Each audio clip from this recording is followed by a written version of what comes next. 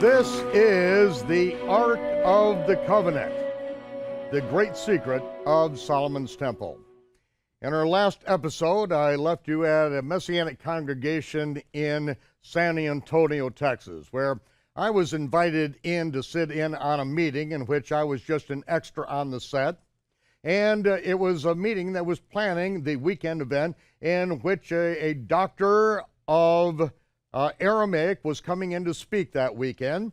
And as everyone was gathered around the table with the pastor, then he turned to his wife at the end of the table without me saying a word, and he said to his wife, "You remember a few years ago when I told you how the Lord told me that there was a prophet that was coming to teach?" And she said, "Yes." And he pointed out the end of the table and said, "That is the man right there." He took me over to the office. He gave me the keys to his office. He took the prayer shawl off the back of his chair, which had been there for a couple years at that time, with the instructions from the rabbi who became a Messianic believer. So, of course, as Yeshua said, "Kol no man rabbi," he was no longer a rabbi at that point. Well, he was a follower of the Messiah who was a Jewish Orthodox rabbi. He gave him the prayer shawl and said, "This is not yours. This is for you to use and hold on to until the person comes to whom it belongs, and you'll know who it is." Now, a couple years later, he takes the prayer shawl off the back of his chair, he puts on me and says, "That is yours, and this is your office." Now, then the very next week, I taught on Shabbat. Then the next week after that, I came back and I taught on Shabbat. At the end of that, he said, "I'm leaving. This congregation is yours. I'll be back in a few months," because he knew then, as I taught on the Feast of the Lord and the prophetic fulfillment, the entire world in which he was raised and what he understood in the whole Messianic world, just all of a sudden it just fell apart because he knew that he did not know what the Feast of the Lord were really all about. But just before he left, there was what was called at this time and location, it was called the San Antonio Forum. It was a speakers bureau in which people would come in and speak at this, and you have probably heard one of the speakers from the San Antonio Forum who's on a previous episode of Shabbat Night Live talk about that very event. In which he was called at the last minute, someone couldn't show up, and so there were 4 speakers that were supposed to speak on this Sabbath, which is happening once a month at the San Antonio Forum. He got in too late for the regular meeting. Everyone, of course, is dressed in a coat and a tie, and he was told he was going to be the very first spokesman, the first person to teach for an hour. And then he was given a slip of paper. This is the next person that he is going to introduce.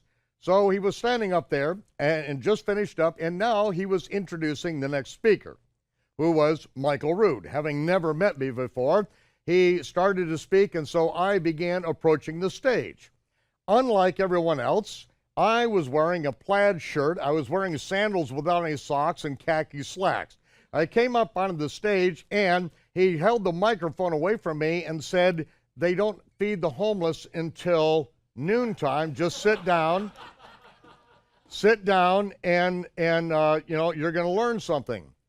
And I said to Bo Coffey, a former Green Beret, I said, "Bo Coffey, I'm Michael Root, sit down and shut up, and you're gonna learn something." I took the microphone from him, and then Bo Coffey, at the end of the day, said the other speakers that afternoon might not as well have gotten up because nobody had anything to say. They were flabbergasted because of the paradigm shift that happened that morning, and was right after that. That is when the pastor said, "I'm leaving, this is your congregation, take over." So for the next 3 months, I taught on the Feast of the Lord and the prophetic fulfillment. During that time, I also recorded an audio cassette, which was "In Everything Give Thanks," in which a whole line of divine appointments and miracles were laid out to show that in everything give thanks, no matter how bad it looks.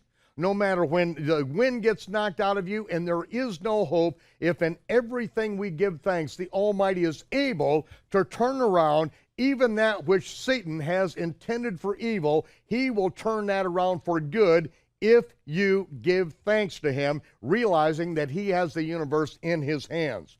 I also at that time did the teaching on the doctrine of the Nicolaitans. This teaching on the doctrine of the Nicolaitans finally, after about 6 months, gets into the hand of the former vice president of the Full Gospel Businessmen's Association, Clayton Sonmor, who then asked to come up, when I was in northern Minnesota, come up and spend the weekend with me at PJ's Bed and Breakfast, in which we then spent the time together. Now, I'll give you just a short thing in this because I don't think I'm going to be able to go into it in detail, but when Clayton Sonmor came up there, somehow he'd gotten that teaching on the doctrine of the Nicolaitans. He came up to meet with me, spend the weekend with he and his wife Jean for the weekend of fellowship there, and he then gave me his book, which I realized when I got the book in my hands, this was his resignation from the Full Gospel Businessmen's Association back in 1967, in which he laid out why he was resigning, and I found out that Clayton Sonmor didn't do a little 45-minute tape on the doctrine of the Nicolaitans. He wrote an entire book on the doctrine of the Nicolaitans. And when he heard the tape, he said, "You're the first person that I have met that understood what the doctrine of the Nicolaitans was, and I had to come and meet with you." I read his book, and I was blown away because he is the only person I knew that understood. He was the one, though, Demas Shakarian founded the Full Gospel Businessmen's Association. He was the one that did and set up meetings all over the world and saw incredible miracles happen under Oral Roberts' ministry, and also under the man who's very well known for healing that later went into just almost insane cult situations, and his name is, somebody help me with this, or my mind help me with this, dressed up like Elijah the prophet. It'll hit somebody out there. William Branham, thank you. It's all there somewhere in this cavernous expanse of nothingness I call my brain. And so it was there that Clayton told me there was only one other person besides William Branham that he had told this to, and he felt that he needed to tell me this. I said, "Clayton, would you allow me to record this?" And I said, "I promise that until you tell me, or if you never tell me, I will never let another person hear this." And he said, "Yes, you have my permission." So I turned on the digital recorder. It was in the other room. We wired the room. And then for the next 3 hours, he told me this story. And at the end of it, I got up. I walked into the other room. I went to hit the stop button on the digital recorder. A spark, a blue spark, came out of my finger, 4 inches long, hit that thing, and erased the entire thing. I knew at that point that I was not to talk about this particular thing, that the Almighty did not want this out. But his warning to me was, do not allow anything to happen that will take you into the doctrine and the deeds of the Nicolaitans. You understand it, but the pressures of the world are going to come upon you. They're going to come against you, and so you have got to make sure that you stand your ground and you allow no one to follow you, that you allow yourself not to build an organization in which everyone follows you around and you start then intimidating and manipulating and controlling, because that is when your ministry will be taken away from you. That is why I'm deliberately offensive. That's why there's nothing to join. That's why very few people hang around too long, because I refuse to be their king. I refuse to be set up as a person everyone looks up to, and they have to check everything through me, and I've got to clear it and all that. Ladies and gentlemen, I've been through those kind of cults before. And I know that that was a word from the Almighty that I can tell you today. That's what happened while I was down there. I taught that teaching, and that started to get spread out far and wide. But then, I was out teaching one weekend. When I came back, there was a woman from the Philippines. She was sent, her husband was unable to come, but she was a woman that for years lived in the jungles of the Philippines during the communist takeover. She told the story of what happened when there were not enough of them left to bury the dead because the Christians were being hunted down and slaughtered. She told of the miracles where an angel would come into their huts in the jungle in the middle of the night and say, "Get up and get out of here." They went over the hill, and then the next thing, the communists came in and wiped out the entire village. Everything was gone. It was leveled. And she said that purging that happened then, that we were warned ahead of time, and yet we didn't listen.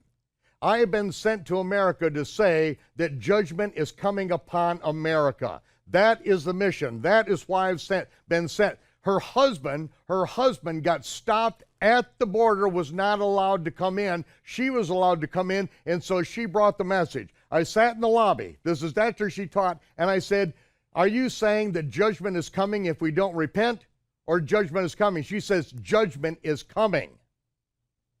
Then I knew she had a true word.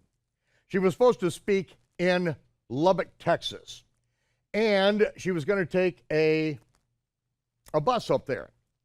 And I knew that it would take about $50 for her bus ticket up there, and so I said, "I would like to spend more time with you. If you'll give me the $50 for gas, I'll be able to drive there and back on that, and we can spend some time together." $50 in fuel. I took her. We got to Lubbock. As we entered into the place where she was supposed to speak, it was a venue in which it was really a big carpet shop. And these believers got together and invited people to come in and speak, and so she came in to speak to this group of people. There were about 50 people that showed up that particular night, but as I walked into the building, she came in, the introductions happened, and then she said, "This is the gentleman that brought me up from San Antonio. This is Michael Rood." They said, "Michael Rood, we have been trying to get a hold of you. We had no idea where on planet Earth you were. We were trying to get you up here to speak." And so I said, "Well, I'm here," and they said, "Can you stay and speak next weekend?" I said, "Certainly I can do that." So what happened is during that week, I believe it was Monday, it was that I went to an end time servants and handmaidens meeting. Now, handmaidens. Now, I didn't know it was end time servants and handmaidens. I just thought it was end time handmaidens. And I went there, and there was 18 women and 1 man. So, I felt kind of out of place, end time handmaidens. I'm not what you call much of a handmaiden, but I was sitting there in this meeting, and Pat Parks from Dogpatch, Arkansas, and I'm not joking, she's from Dogpatch, Arkansas, she gets up and she begins to speak. Now, I had to go back just a couple weeks back to San Antonio. I'm sitting in my office, and I hear that Derek Prince in Israel, in Jerusalem, has called for a fast for Israel. As soon as I heard those words, I knew it. Right then, I didn't have another bite to eat. That's when my fast started, as soon as I heard that announcement that he was calling for a fast for Israel. And so I began fasting. Now, I'm 20 some odd days into this fast. I'm up there, and I'm sitting there in the front row with Pat Parks from Dogpatch, Arkansas, addressing the End Time Handmaidens meeting. And she's talking along for about 4 or 5 minutes, and then she stops, and she says, "Brother," she looks at me, "the Lord is telling me that you're going to be going to Israel. Do you mind if I pray for you?" And I thought to myself, go ahead and pray all you want. I got $50 for gas to get up here and to get back. Pray. Yeah, go ahead. I'm game. Okay, I'm not going to step back. You want to pray for me? Okay, pray for me. So she prayed for me, and boom, just kept on going. 2 days later, I'm invited to go on to a radio program. I go on the radio program, and it is a Thursday. I get, and it's a drive time talk show. They have me on for the first 15 minutes. Well, after about 10 minutes, all the other guests immediately, they got a phone call, they're gone, and for the next 2 hours, we went nonstop this entire drive time talk show. The next day, They invited me back again at the very beginning of the show. The calls, the board has been lighting up for the last 2 days. They said, everyone is talking about this all over. It's a talk in the coffee shop. They found Pharaoh's chariots and armies strewn for 1.5 miles on the bottom of the Red Sea. We've got it on video. Did you know that they found Sodom and Gomorrah? There are millions of chunks of brimstone scattered throughout Sodom and Gomorrah. Did you know that they found Noah's Ark and the mountains of Ur too? Everybody's talking about this. The thing is just in a buzz. And so now it's the evening of the event. And instead of 50 people, 250 people show up, and now they have to roll out, take carpets off the racks in order to get space for people to sit, and people are sitting on piles and piles of rolled up carpet all over this place. I brought up, and I had in my trunk, a whole box full of CDs, CDs, I don't think they'd been invented back then. 8-track, no, they were cassette tapes. The Doctrine of the Nicolaitans and everything, Give Thanks, the spring, the fall feast of the Lord, these different things. I didn't have a lot, but these were recorded, they were produced down there, and I had in my trunk a big box of these. So I brought them back and I said, anyone who wants anything at the end of it, just pick it up. If you would like to leave a donation, go ahead and do that. At the end of the evening, I went back there, $1,700 and some odd. You know what I said? What's the next plane to Israel? I have no idea why I'm going. The next plane to Israel, and I was on my way. When I arrived in Germany, that's a stop-off point coming out of Dallas, Texas. The stop point is right there, and there I meet a couple. He is an Arab believer, and his family is in Jerusalem. When he came to this Messianic congregation, he said, you've got to come to Jerusalem with me. You've got to come with me, and we're going to, see Jerusalem in the land of Israel together. My parents still live in the old city just inside the gate. You got to come sometime. I said, well, I'd love to do that.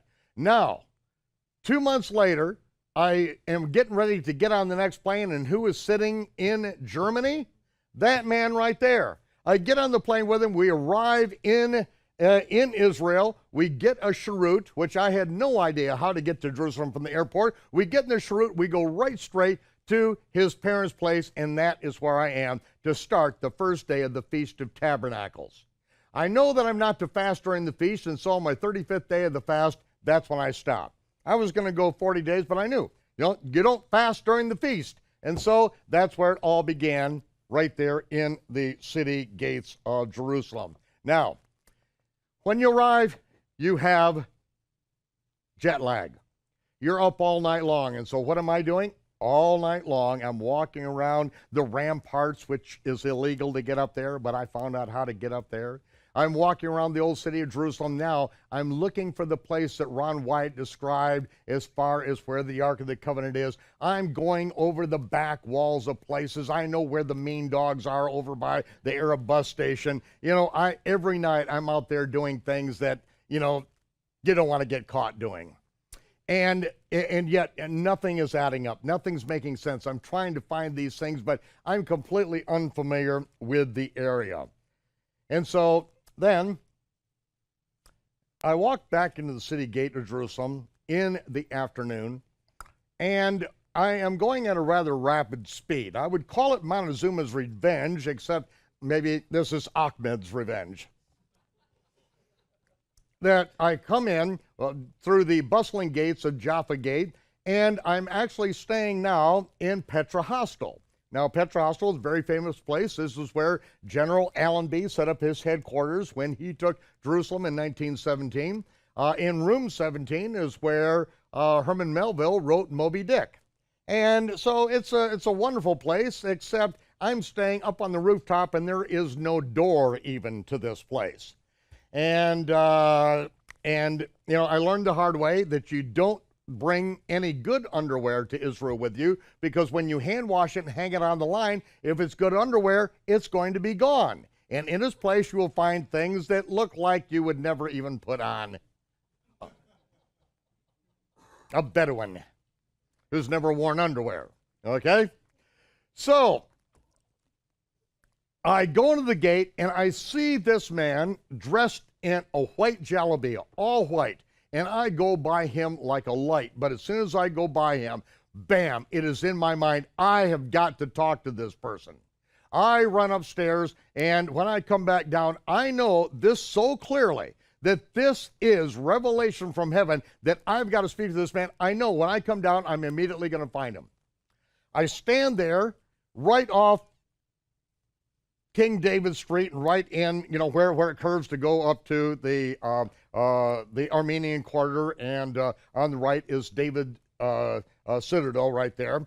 And I'm standing right in the middle of the road right there, and I'm looking around, I don't see him, and so I stand there and I pray, and I know I'm going to get a picture. I'm going to get a vision, a revelation. I know I'm going to find this person. And I stand there and nothing. I'm getting nothing. And so I thought, okay, maybe later. I turn around and he's sitting at a table right behind me. I sit down, I walk over, and I just sit down. No introductions. I sit down and immediately began telling him about the Ark of the Covenant, which I'm not talking to anyone about this. But yet, I sit down and begin talking to him about the Ark of the Covenant. He lit up and he said, I just walked through the gate. I stopped there to pray as I ran by. I stood there to pray that the Lord would show me more about the Ark of the Covenant. The next morning, Shomer Lavan, who was Mark White back in America, a chiropractor who had done very well, living in Michigan, sold his Rebecca of Sunnybrook farm house, checked out, sold his practice out, and he and his family and several other people came to Israel because they wanted to learn the ancient paths. They wanted to learn what it would be like in Israel 2,000 years ago. So they came in and they got rid of all their Western clothes. They started sewing themselves linen clothing, jalabias like they lived 2,000 years ago, and then went out and lived with the Bedouins to learn how to live out in the desert. Now this is pretty radical for an American to do this. This guy had it made. And there are many stories to tell about him, but I'll tell you, this man and his family were a great provision of the Almighty that set in course many divine appointments. But the first one that I needed to tell you about is that we agreed to meet the following morning. He was staying down under the grapevines of an Arab down in the Kidron Valley down there, who became good friends. I've eaten in their home many times down there. And they were staying down there, and then they met me the next day, and we went over the Garden Tomb. We went into the Garden Tomb, and we then went over by an area where they have a stone seating area right there. And he said, let's pray. We got down on our knees, and we prayed there. It was Shomer and his daughter that was there at the time. And we prayed together that the Almighty would open up more for us to understand about the Ark of the Covenant and the finding of the Ark of the Covenant. He'd heard some things, but now this is like something that is so gripping to him. He is up at Jerusalem for this very thing, to find out about the Ark of the Covenant. He's there for the feast, and only his daughter is able to be with us. And so now, we're on our knees, and then a gentleman comes over to us in a heavy British brogue, and says, excuse me, gentlemen, I don't mean to disturb you. You're not doing anything wrong here. Praying at the Garden Tomb. You're not doing anything wrong here, but there's a tour group going to be coming in here in just a few moments and doing communion here, and I'm afraid that they're going to disturb you. If you wouldn't mind going over to this area, you're free to stay and pray as long as you like. I stood up on my feet, I looked at him in the eye, and the first things that came out of my mouth, do you know Ron Wyatt? And he kind of looked shocked, and he said, well, I most certainly do. He excavated here during these particular times, and I was here during the entire time of his excavation. And I asked him another question, and he said, do you have a few minutes? I said, no, really, I don't have any time right now. No! You have a few minutes? I've got the rest of my life. What do you want to tell me? So he took us over to the wall where that huge earthquake crack is coming down. Showed us the area where the excavation took place, told us that he was here during the entire period, and described what he saw and what he knew about it. And then he said, at the end of this, he said, now, I must tell you that the official statement from the Garden Tomb Association is that we know of no significant archaeological finds of Ron Wyatt. in the Garden Tomb area. Do you understand what I'm saying? I said, I understand completely. You know, during the subsequent years, I would take tour group after tour group there. I would take any friends that came in, I took them to the Garden Tomb. Incredible place that is. With all of the evidence of a first century garden, the tomb, everything is there. It's all in place. And as I left the place, every time they gave a slip of paper to everyone that came with me, and it was an official statement from the Department of Antiquities and the Garden Tomb Association. And it read like this: Mr. Ron Wyatt excavated here in the Garden Tomb between this year and these years. According to our knowledge, no finds of any archaeological significance have been unearthed here. Now the next statement from the Department of Antiquities. Ron Wyatt has never had a permit to excavate in the land of Israel. He has never excavated in the land of Israel, and any claims he makes are bogus. Now, which one of these statements is correct? Ron Wyatt excavated here for years and we know of nothing of any archaeological significance, or he has never excavated here. Which one is true? That's the same piece of paper. Well, ladies and gentlemen, years of disinformation have gone out to keep the truth from everyone knowing what has transpired here. And what we're going to do right now is take a short break. This is the time that every Shabbat Night Live, we give all of you out there in cyberspace the opportunity to be a part of this ministry. Whether you're watching on broadcast television, YouTube, Roku, the dozens of venues that we now have in this generation to get the gospel of the kingdom out. If you appreciate the truth being taught instead of the religious psychobabble, the nonsense of regular Christian television that's out there where, they raise money to get the gospel all over the world, but they don't ever get the gospel of the kingdom out. They wouldn't know the gospel of the kingdom if it bit them on the back of the neck walking down the street. Listen to them. If all they do is raise money to do something that they never do, then what is the value? It's fraud. It's called fraud. Ladies and gentlemen, if we are giving you the truth, then we need you to stand with us. There are plenty of people that will support fraud in a feel-good message. I'm giving you the message that Yeshua gave. Very few of those who call themselves followers, his followers, will ever enter the kingdom of heaven. But those who do the will of my Father. Ladies and gentlemen, let's get down to what Yeshua taught and put away the nonsense, the rules and regulations of man. Stand with us. Be a part of this ministry. Give so that we can get the gospel of the kingdom out around the world. We need to build the new studio for the chronological gospels, the new set for it. We need you to be involved. We need you to stand with us. We'll give you just a minute to make your contact.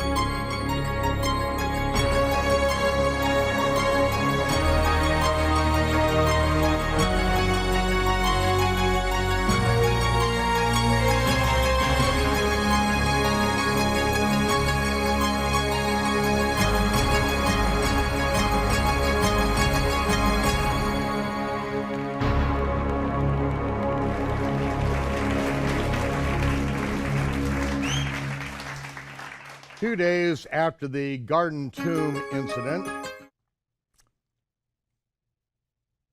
I went downtown Jerusalem. I went into the shop of Mika and Shoshana Harari, Harari's harp shop, which was down near the center of town in the New Jerusalem. And I was speaking with them and talking about the biblical calendar. And this was the first year in which I was over in Israel at this point. We had been working on the biblical calendar for some time at that point, and it was at that point that I was discussing this with them, and really, they weren't quite tracking with where I was coming from, because we are going back to a reckoning of time that was used in this first and second temple period, and my whole goal on this was putting together the chronology of the events in the gospel records. And in order to do that, you have to go back to the calendar that was in use at that time. And so as we were talking, through the door, a gentleman approached. They looked out there, and Mika turned and said, "This is of God. This is unbelievable. You guys are on the same page." The door opened, and in walked this gentleman who had been in the United States Army. He was a member of the National Security Agency. He was in U.S. intelligence, and he was the one that blew the whistle in the land of Israel that before the Yom Kippur attack in 1973, the United States State Department told Israel that the Syrians were going to attack neither on or before Yom Kippur. But his department was all called in, everyone, all hands on deck, just before Yom Kippur, because they knew that Israel was going to be attacked on Yom Kippur, and the State Department told Israel deliberately they would not be attacked. This man was a Jew living in America, a Levite living in America. And after that, he saw that the U.S. State Department was at odds with the American people, at odds with the administration. They were an organization that was absolutely run loose, a renegade organization that is on its own agenda to bring us all into a new world order. He packed his bags, went to Israel, joined the Israeli military, served his time in the military, and now he was a reporter, independent reporter for the Jerusalem Post and other papers he operated with. He opened the door, stepped inside, and he said the first words out of his mouth, "You couldn't see the new moon the night before last, you couldn't see it last night. We were off from Yom Kippur by both days this year." I looked at him and said, "Did you see the new moon last night? 2.56% illuminated, 12 degrees above the horizon?" Now, I just made that number up because I can't remember, 18 years ago exactly the illumination, but I gave it to him in hundredth of a percent, and he knew that I knew what I was talking about, and it was important to him, and this is why Mika said, this is a divine appointment. You guys are on the same page. In fact, Bruce Brill had built his house in Tekoa, where Amos was a sheepherder. Amos the prophet was a sheepherder. He built his home with the roof of it open so that he could sight the new moon from the roof of his house, and was involved in the rabbinic council and the people that were not only sighting the new moon, but reporting it each and every month to a rabbinic council who was put in place to restore the ancient biblical calendar. Because all of the rabbis, every rabbinic scholar knows that the modern Jewish calendar is not the calendar that we used in the temple. It was invented in 359 of the Common Era. The last act of the Sanhedrin before disbanding and going into exile was to make a calendar, a calculated calendar, whereby all of Israel, scattered all over the world, would be able to keep the feast on the same day, and most of the feasts in exile are kept on 2 days so as not to miss it. Yet, they all know that this is not the Creator's calendar. And their plan was to document that they know how to keep the calendar by the sighting of the new moon, the V barley in the land of Israel, and when the Messiah comes, they will put his calculations in front of them and say, we are ready for you to sanctify the original calendar, and then we can go back to it. Bruce Brill happened to be in the loop with the Israeli New Moon Society. And so he knew that I knew what we were both talking about at that time. It was then that I presented the calculations, what went back well more than 5 years, the previous year's calculations of when the new moon would have been seen every single month in the land of Israel. This was done by Sir Robert Wadsworth,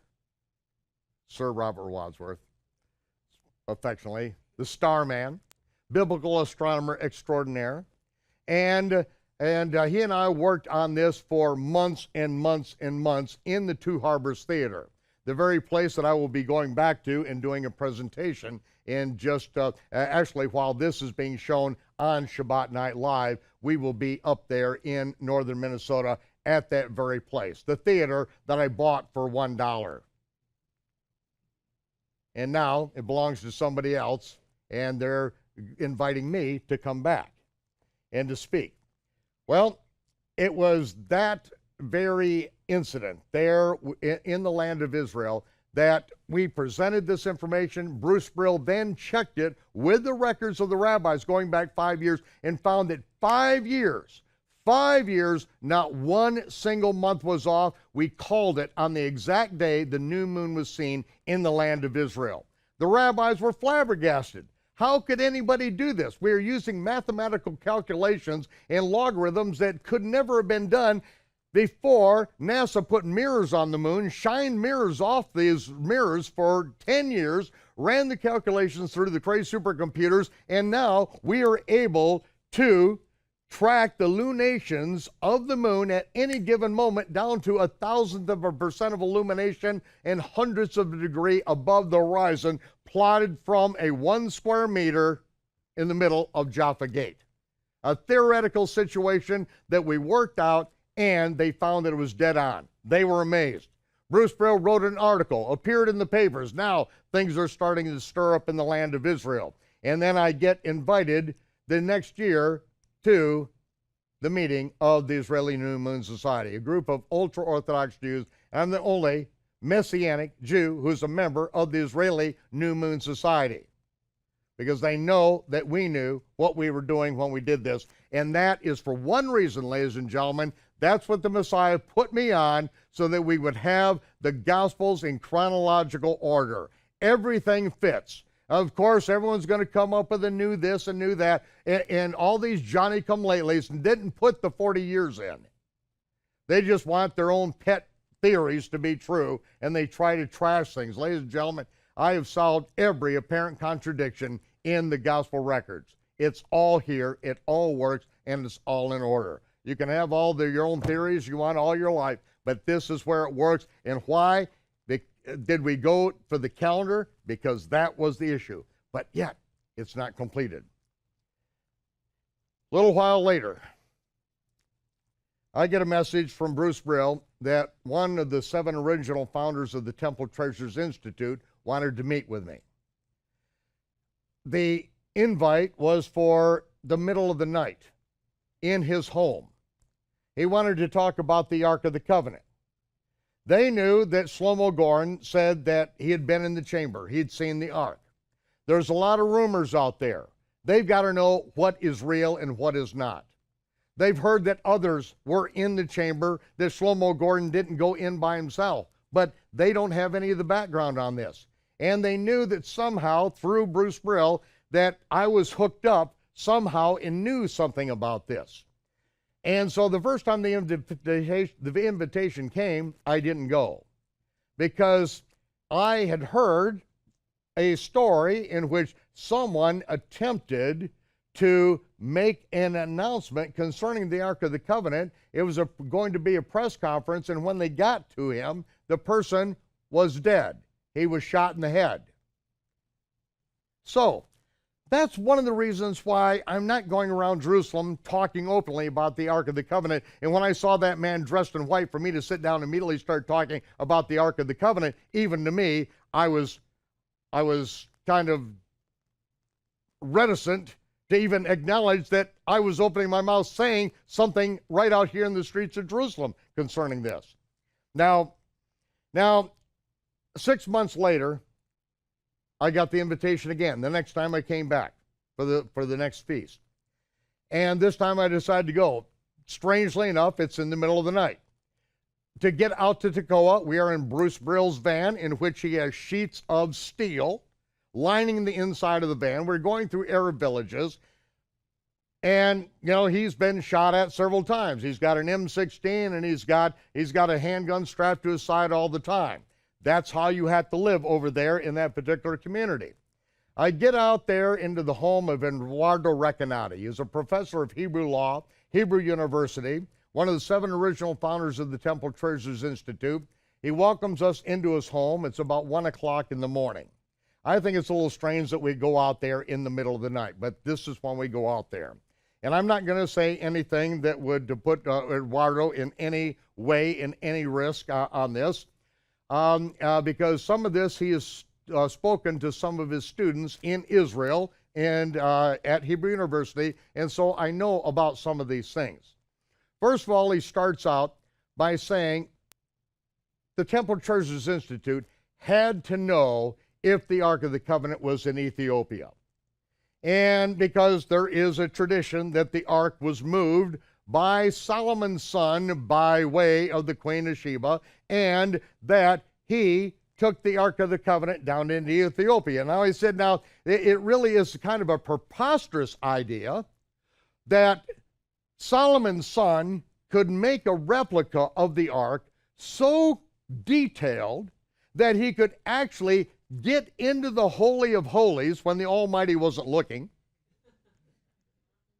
And remembering that the high priest was the only one allowed to go before the Ark of the Covenant once a year with the blood for himself and his family and the blood of the people, but not just the blood, he must go in with a fire pan full of smoking incense and lay it before the ark so that the cloud of glory would be diffused and he was not blinded by the light and struck dead. And then he was to sprinkle the blood of bulls on the east end of the Ark of the Covenant with his index finger 7 times.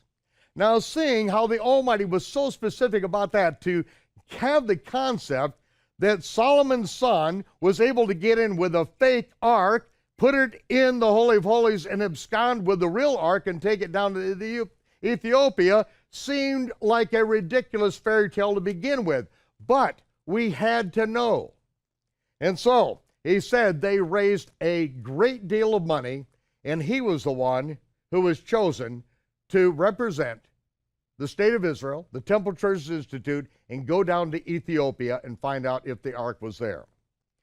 He said that he then offered them this great deal of money, which he did not specify how much it was. They then agreed that they would show him the Ark of the Covenant. They went past the guards as it was all set up. They went through all the doors and the gates, and finally they got into the room of the Ark of the Covenant. They said, there it is. And he said, where? I don't see anything. What you see, you see. He said, I want my money back. They said, no, you paid to see what you see.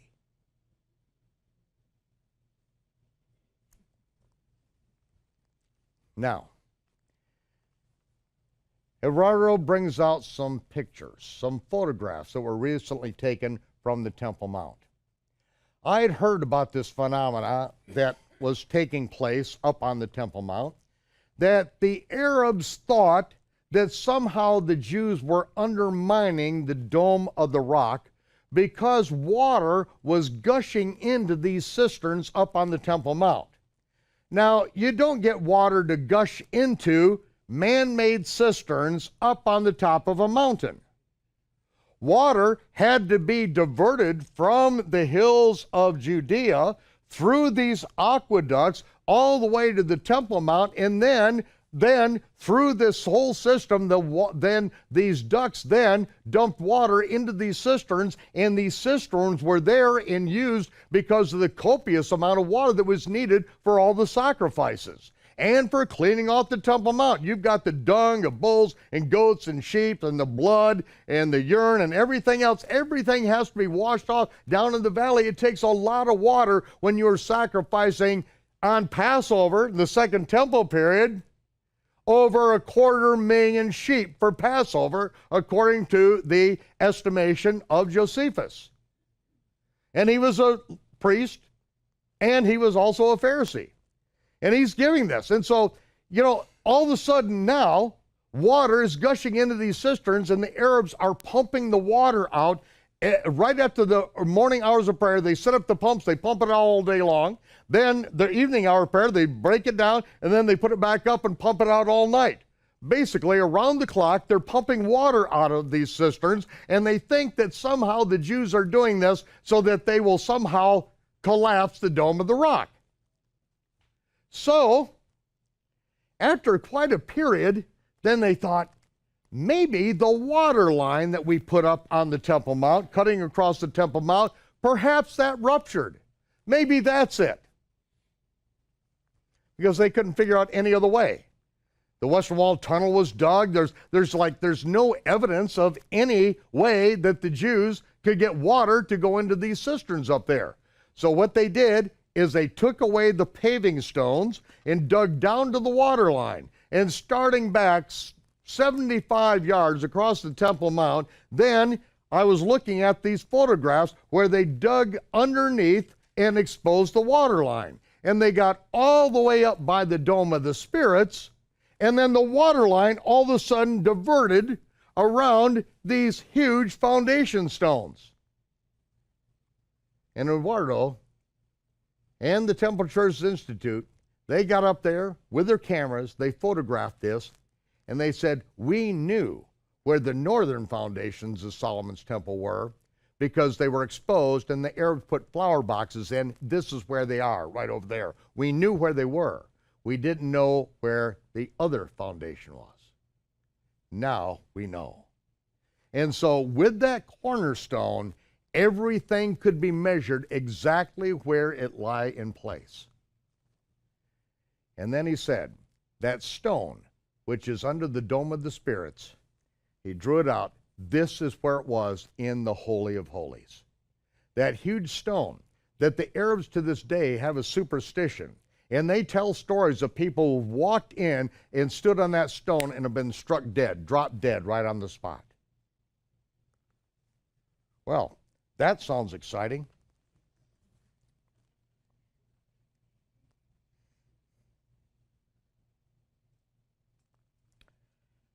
With those calculations, then I was able to do the calculations using the divine cubit, 20.62 inches. The same cubit that was used to measure Noah's Ark, the same cubit measurement for the gates at Hazor, Gezer, and Megiddo, which Solomon all rebuilt. Using that 20.62 inch, then was able to map it all out, and that's what they used to find out where that stone was in its relationship, because we have all the dimensions in the scripture of Solomon's temple, which is 4 times larger than the tabernacle in the wilderness.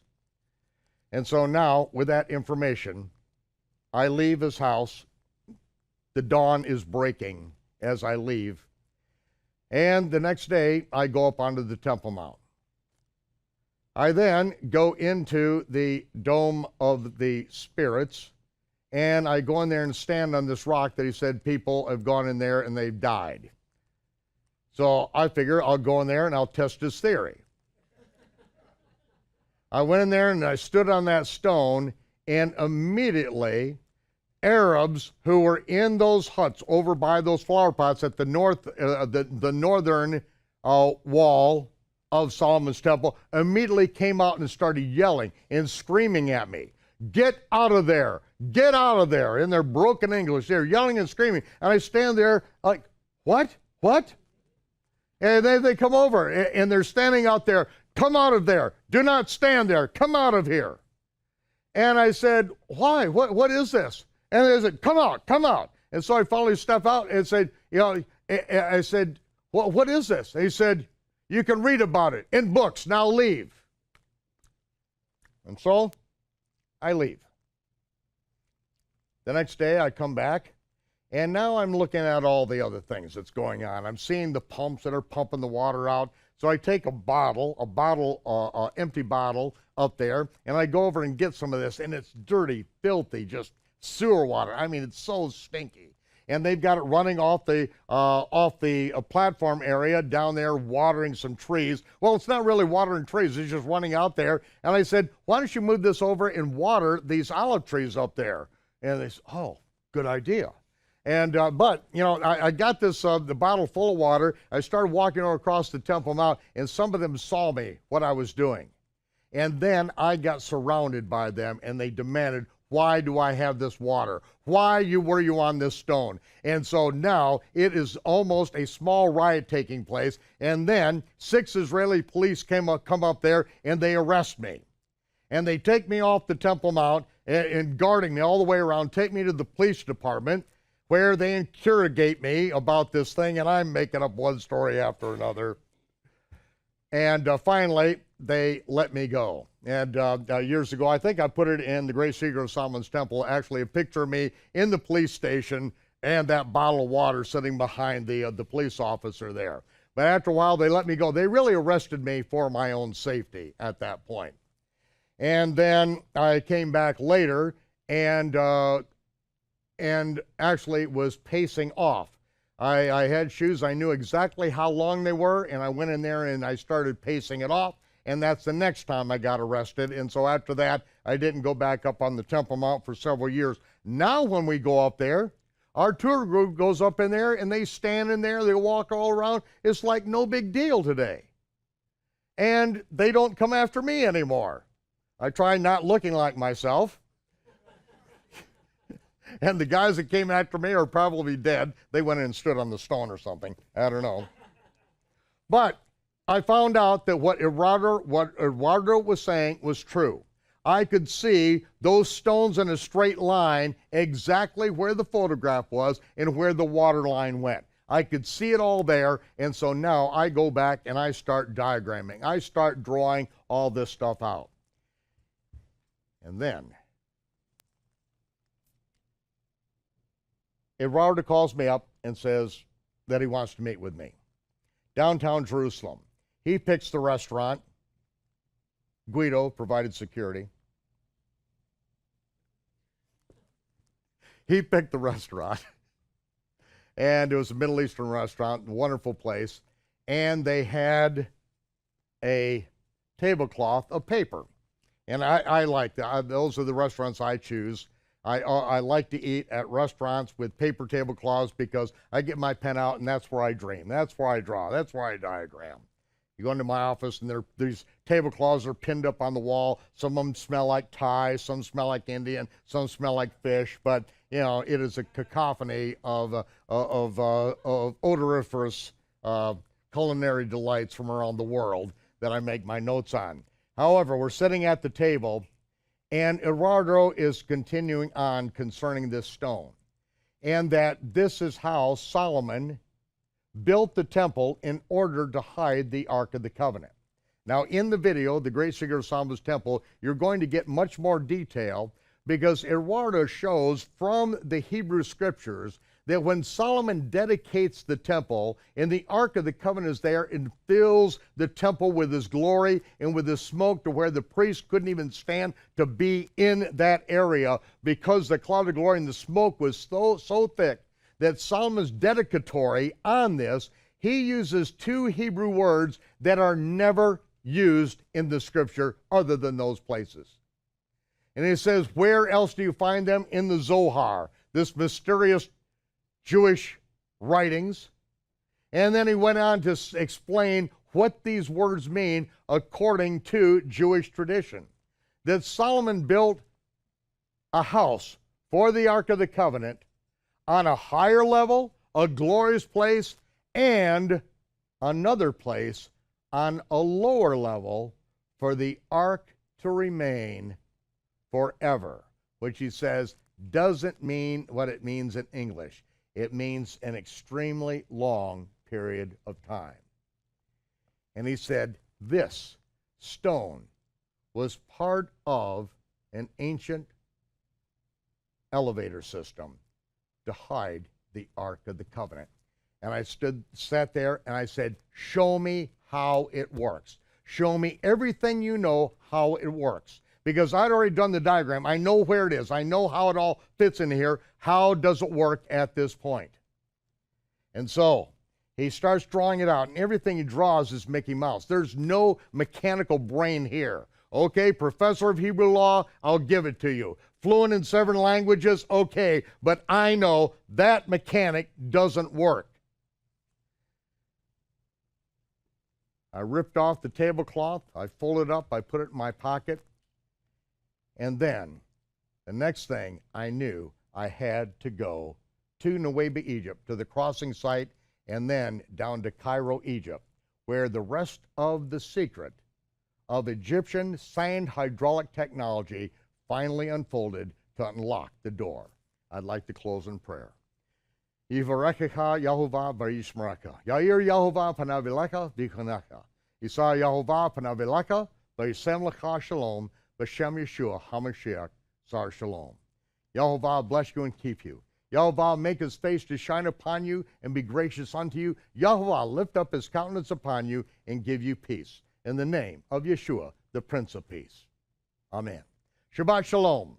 Shavua Tov. Have a good week, and we'll see you back here next week for Shabbat Night Live. Sayonara. Adios. Hasta la vista. Bye.